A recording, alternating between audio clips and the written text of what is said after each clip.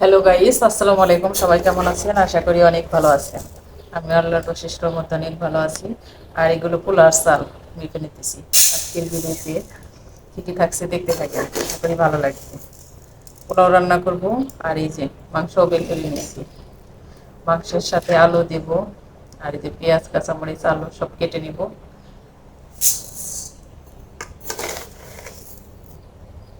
আর বাড়ির চাল যেহেতু, যার কারণে একটু রান্না করি, একটু বেশি করে রান্না করি।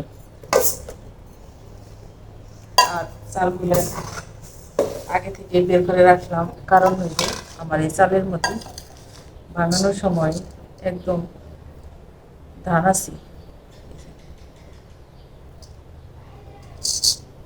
কিছু কিছু ধান আছে, যার কারণে একটু পরে বেছে নেব, আগে কাটাকাটি সেরে নিই। মাংসের মধ্যে আলু দিলে আমার কাছে খেতে খুব ভালো লাগে, মুরগি বলেন আর গরুরই, দুইটাতে।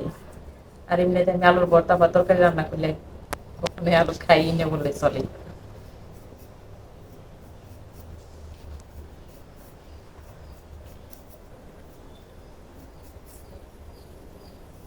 আর আলুগুলো যেহেতু ছোট, এইভাবেই কেটে নেব। 2 পিস করে, 4 পিস করবো না। গরুর মাংসের সাথে আলু। আর আজকে তো 10ই মহরম, আশুরার দিন। ভাবলাম যে রোজা রেখে ইফতারিতে তো মাংস করি আর পোলাও। আর এনে বাবা পছন্দ করি, ছেলে মেয়ে তো আছে, সবাইকে নিয়ে একসাথে খাওয়ার একটু তৌফিক যদি দেয় আল্লাহ, তাহলে সারাদিন রোজা রাখার পর ইফতারিতে খাবো। আর রান্নাটা দুপুরে সেরে রাখবো, ছেলে মেয়ে খাবে যার জন্য। আর এগুলো কাটাকাটি শেষ হলে আমি কেটে নেবো মাংস, বারান্দায় বসে কেটে নিয়ে তারপরে চলে যাবো ধোয়া ধুয়ে করে রান্না করতে।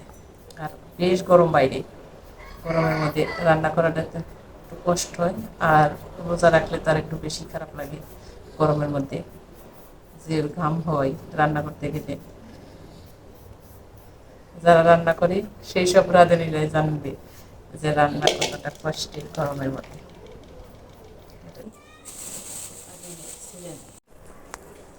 ওটা কি?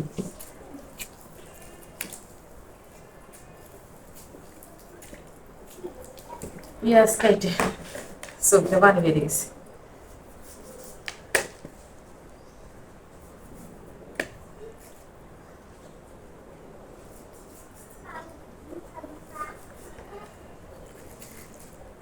যে তেলের বীজ, তেল খাওয়া তো আমাদের নিষেধ, সবাই মোটা আমার ফ্যামিলির একমাত্র ছেলে বাদ দিয়ে, মা, মেয়ে, বাপ, মেয়ের এই যে যাইতেছে মঙ্গলবার। মুখে দিও না, পেটে যাবো। তাহলে তোগুলা নিও না। না, তেল দিব না, ফালি দিব। আবার তোমার বাবার তো তেলই পছন্দ, যত মোটা তেল। কই যাও বাবা, মাটিতে পড়ছে না?